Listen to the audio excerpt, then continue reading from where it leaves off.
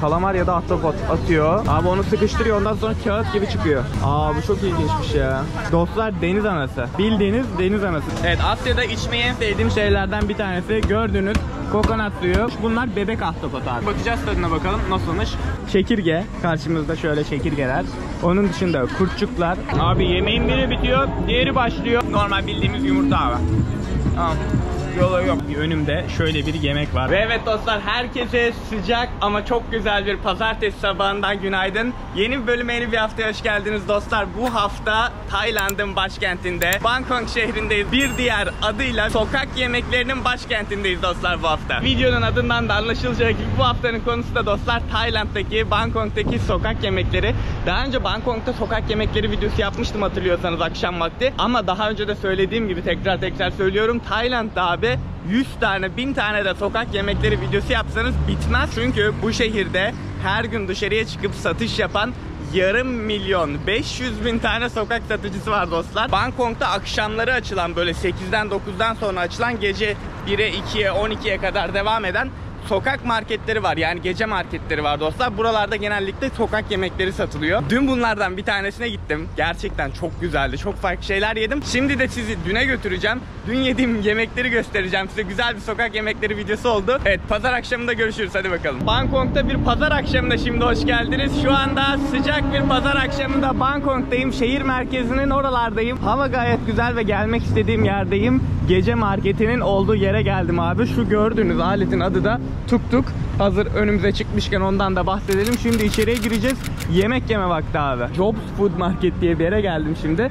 Şöyle etrafı göstereyim size. Dostlar, burada sadece yemek satmıyorlar. Yemek dışında gördüğünüz gibi kıyafetler, hediyelik eşyalar vesaire, elektronikler, her şey var. Ama bizim buraya geliş amacımız abi gördüğünüz şu sokak yemekleri. Bu arada bunu Instagram'da görmüştüm. Bundan istiyorum. Bakın, çok ilginç bir yemekle başladık. İlk gördüğüm dükkan şu kalamar ya da ahtapot, özür dilerim. Ahtapot mu? Kalamar ya da ahtapot atıyor. Ondan sonra sıkıştıracak abi. Daha önce de hiç görmemiştim. Belki yeni çıkan bir şeydir. Şu gördüğünüz de pirinç bu arada. Abi onu sıkıştırıyor, ondan sonra kağıt gibi çıkıyor. Videoya hızlı bir başlangıç oldu ama ben bundan alacağım abi. Girdiğim ilk dükkanda yiyoruz. Hadi bakalım. Şöyle bir şey çıkıyor abi gördüğünüz gibi. Bu çok ilginçmiş ya. Bu arada Tayland'da bildiğiniz gibi baht geçiyor. Yaklaşık 100 baht 50 TL'ye falan denk geliyor. Şu gördüğünüz yiyecek bana 60 liraya 70 liraya falan gelecek. Şöyle bir de yanına sos seçiyormuşsunuz. Teriyaki sos istedik biz. 2-3 tane sos seçeneği vardı. Körili falan filan. 500 verdim. Karşılığında bozuk para aldım abi. Parada Tay alfabesiyle yazılar da var gördüğünüz gibi. Rakamlar anlaşılır şekilde olduğu için Allah'tan, o yüzden çok zor olmuyor anlamak. Mesela şu 100 baht, 20 baht. Bunları TL'ye çevirirken 2'ye bölüyorsunuz. O şekilde hesaplıyorsunuz. Evet, bu bizimkisi. Büyük boyunu söyledik. Küçük boyu ne kadar oluyor bilmiyorum. Awesome. Thank you. Harika ya. Şimdi üzerine 2 tane sos attırmış arkadaşım. O söyledi. Bir tarafında acılı sos var. Bir tarafında söylediğimiz Japon sosundan var. Tadı çok efsane değil. Görüntüsü biraz daha güzel değil. Abi şimdi kalamar kısmından ısırdım. Hala tadı yok. Yenmeyecek bir şey değil. Yenir ama yani boş bir şey yani. Boş cipsler falan olur ya bazen, böyle tadını alamazsın çok. Onun gibi bir şey olmuş. Hani çok aşırı beğendiğimi söyleyemem ama ilginç bir görüntüsü var. Farklı bir deneyim oldu. Bir daha yer miyim? Muhtemelen bir daha yemem. O kadar ince ki abi, aman diyeyim. Bak düşüyor, yırtılmak üzere zaten incelikten. Evet, bize afiyet olsun, bunu bitiriyoruz. Şimdi marketin içine doğru ilerlemeye devam edeceğiz. Let's go. Şimdi size etrafı göstereceğim. Bakın, bir yandan Dünya Kupası izlemek için kocaman bir ekran kurmuşlar. Bir sürü insan burada oturmuş yemeklerini yiyor. Her yer yemek standı arkadaşlar. Bakın, Bangkok, hatta bütün Tayland'daki bütün şehirler bu tarz marketlerle dolu. Bunların adına night market deniyor, söylediğim gibi. Gece marketleri yani. Buralar akşamları açılıyor. Burası gördüğünüz yer akşam 8'de açılıyor. Gece 12, 1, 2'ye kadar devam ediyor. Buralar hep böyle full. Yarım milyon insan akşamları burada çıkıp sokak yemekleri yapıp satıyor. Kaç kişi yiyor siz düşünün artık. Bütün şehir arkadaşlar sokak yemeği yiyor burada. Harika bir ortam. Ve şimdi şu aldığımın bir benzerini gördüm burada. Bakın, bu sefer de gökkuşağı renkleriyle yapmış böyle bir tane krep gibi buraya. O da ilginç duruyor, güzel duruyor. Ama bunun da muhtemelen tadının boş olduğunu düşünüyorum. Abi çok ilginç bir şey bulduk. Bakın ya şöyle yürümeye devam ediyordum. Dostlar, deniz anası. Bildiğiniz deniz anası. Bakın burada da yazıyor zaten. Kızartılmış deniz anası yapıyoruz. Hello. Savadikap. This is jellyfish. Abi çok ilginç. Deniz anası yiyeceğim abi. Oraya sos atıyor şu anda. Spicy sos istedik. İkisine spicy sos atıyor gördüğünüz gibi. Abi şimdi bu pişmiş hali. This is cooked one. And this is uncooked one. Bu da pişmemiş hali. Şurada gördüğünüz yerde pişiriyorlar. Bildiğiniz deniz anası dostlar. Bu arada bayağı akıyor şu anda ben. Bayağı akıttım soslarını ama neyse. Şimdi şöyle veriyorlar. İçinde sosun attı gördüğünüz gibi. Hazır zaten orada pişirmiş. Ben daha pişirmesini falan bekliyordum.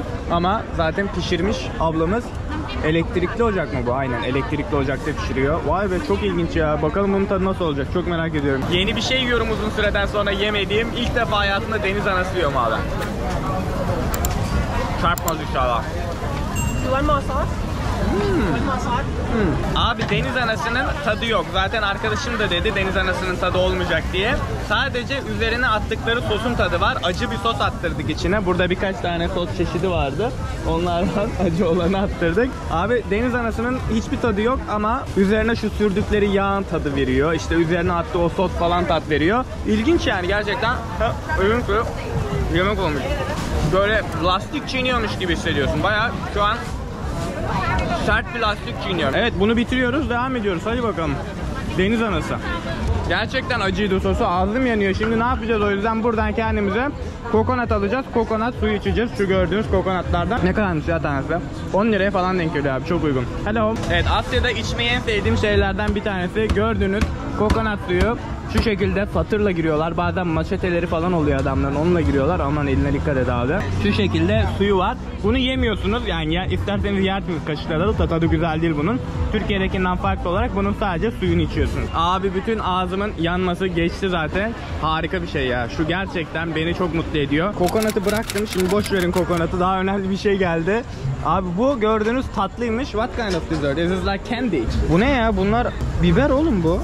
Nasıl tatlı ya bu? Bakın şöyle bildiğiniz banana şeklinde abi, muz şeklinde şeker yapmışlar. Şeker mi dedim, kendi mi dedim yani? Hayır değil dedi. O yüzden tadına bakacağız mecbur. Çok şekerli değil bu arada. Bayağı bildiğin doğal herhalde bu. İçine şeker atıldığını sanmıyorum. Abi şekerlemeyi bıraktık. Şekerleme şu yanımızda kaldı. Bu arada abi her yer çok güzel yemek dolu. Delireceğim herhalde. O gördüğünüz şekerlemeleri kokonat sütü ve soya ile yapıyorlarmış. Şuma gitti çünkü çok ağır bir tatlı değildi. Şimdi de şöyle bir yere geldik. Bundan alacağız şimdi. Abi şu şekilde üzerine sos attı şuradan. Buna da toplamda 30 TL vermiş. Bunlar bebek ahtapot abi. Bakacağız tadına bakalım nasılmış. Gidiyor. Hadi bakalım. The head is very nice. Abi şunun küçüklüğüne bak. Tadı 10 üzerinden 4-5 civarında diyeyim size. Yine acı sos var üzerinde. Artık acı yemekten gına geldi bu arada. Çok tutmadım. İdare eder ya. Yenir. Hadi bunu da yiyelim proteindir diyerek. Çok ilginç bir yere geldik. Şöyle size göstereceğim. Bu Meksika'dan beri böcek yemiyordum abi. Şu anda çekirge. Karşımızda şöyle çekirgeler. Onun dışında kurtçuklar. Çok garip bir böcek var burada. Siyah bir böcek var. Anlamadım ne olduğunu. Abi böcek yemekten vazgeçtim şu anda. Belki daha sonra yerim. Bu ne? Burada bak. Quail eggs. Şey bu. Bu da güzel duruyor ya. Hadi bundan yiyelim bari. Diğerinden yemiyorsak eğer bundan yiyelim abi. Şurada bıldırcın yumurtalarını alıyorlar. Şunun içine kırıyorlar. Pişirmişler. Üzerine de böyle farklı küçük et parçaları atıyorlar. 15 TL'ye satıyorlar tanesini. Aldık abi. Bıldırcın yumurtalı. Üzerinde de ne var? Havyar var. Balık yumurtası var üzerinde de. Harika. Abi şimdi ellerim dolu olduğu için arkadaşıma verdim kamerayı. Bunun tadına bakacağız. Bıldırcın yumurtalı. Dediğim gibi balık yumurtası. Soğukmuş bu arada. Sıcak değil. Bir olayı yokmuş abi. Ben de heyecanlandım güzel olacak diye. Normal bildiğimiz yumurta abi. Tamam. Bir olayı yok. Abi yemeğin biri bitiyor. Diğeri başlıyor. Şimdi de hemen karşımda bıldırcın yumurtasını bitirdim. Coconut ice cream. Bunu daha önce Phuket'te yemiştim. Bayağı hoşuma gitmişti. Çok güzel bir tadı vardı. Şimdi burada bir tane daha yemek istiyorum. Bunun da fiyatı 30 liraymış. Bildiğiniz kokonatın şu gördüğünüz farklı kokonatlar yani. Az önce içtiğimiz kokonattan farklı olarak kokonatın içindeki o eti de karıştırıyorlar dondurmaya. Böyle çok güzel bir tat oluşuyor. Üzerine fıstık falan atıyorlar. Çok güzel. Bundan bir tane yiyelim. Abi yanındaki noodle'cu da bayağı güzel duruyor. Canım noodle çekti. 15 liraya da bu. Abi yemekler bir de o kadar uygun fiyatlı ki her gördüğünüz şey böyle 15 lira 20 lira civarında. O yüzden hepsinden yiyesi geliyor insanın ya. Evet gerçekten çok güzel hazırladı ve verdi. Kapın kap. Thank you. Koyalım paramızı ödeyelim bakalım. Şimdi kokonata giriş yaptım. Gerçekten tadı hatırladığım gibiymiş. Phuket'te yediğim gibi. Ya inanılmaz güzel bir tadı var.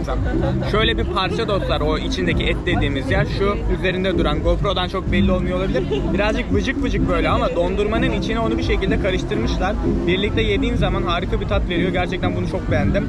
Günü bununla bitirmek isterdim ama hala açım. O yüzden daha fazla da yiyeceğim. Geldiğiniz zaman mutlaka yemeniz gereken dondurma bu abi. Tayland'da dondurma yiyeceksen bunu yiyeceksin. Evet, şimdi şöyle kokonatın et kısmını biraz daha iyi çıkarttım. Onu da göstereyim. Buradan ayrılmadan önce, yani bunu bitirmeden önce şöyle abi bir parça içinden çıkartıyorlar. Ben bitiriyorum bunu. Hadi devam ediyoruz. Gecenin son durağı olan yere geldik şimdi abi. Ben midem patlıyor ama önümdeki yemeği görseniz artık daha nerene yiyeceksin diyeceksiniz büyük ihtimalle. Abi önümde şöyle bir yemek var. Bir tane şöyle bir aldım. Thai birası. Shinka diye geçiyormuş adı. Önümde de şöyle bir deniz ürünleri yemeği var abi. Yok burada bakın. Büyük karideslerden var. Küçük karideslerden var. Onun dışında midyelerden var şu şekilde. Az önce tadına baktım. Tadı çok iyiydi bu arada. Domates sosuyla kapatmışlar. Size ne ararsanız bakayım bu yengeç ayağı. Aynen, yengeç ayağı bile var. Domates sosu çok iyi abi. Şimdi eldiven giyip eldivenle yiyeceğim aslında ama bir tane kamera için şöyle bir tane kalamar yiyelim. Abi. Gerçekten çok iyi abi. Yani şunun tadı, bayıldım ya. Ağzım dolu, daha fazla konuşmayayım ben. Bu da çok güzel. Bunu da bitiriyorum. Ondan sonra çıkışa gideceğiz. İşte görüşürüz artık. Ve evet dostlar, yemeği bitiremedim, son yemeği. Şöyle yanıma aldım. Abi çok iyiydi. Saydım. Yanlış hatırlamıyorsam eğer 9 çeşit farklı şey yemişiz. Evet, arkadaşımla vedalaştım. Evine gitti. Sağ olsun bana çekim yaptı. Yardımcı oldu. Anlattı. Tayland, Meksika gibi ülkelerden abi 100, 200 belki 1000 tane yemek videosu çıkar. Çok zengin. Yemek mutfakları, sokak yemekleri çok zengin. Gerçekten çok çeşit, çok farklı şeyler var. Evet, her neyse, ben şimdi dostlar Bangkok'ta 2 gün daha kalacağım. Yarın bütün şehri bir gezeceğim. Başka bir arkadaşımla buluşacağım. Bütün şehri gezeceğiz birlikte. Kültür turu yapacağız. Onu da çekeceğim size. Haftaya video oradan gelecek. Onu izlemek istiyorsanız abone olmayı unutmayın. Umarım bu videoyu izlerken keyif almışsınızdır. Beğendiyseniz beğen butonuna basmayı unutmayın. Önümüz hafta yine Bangkok'ta görüşmek üzere. Kendinize iyi bakın. Hoşçakalın. Tayland'ın en güzel şehirlerinden birinden olan Bangkok'ta birinden olan. İçine 20 riyale, 20 riyal diyorum ya. Tanesini 20 liraya satıyorlar bunun da.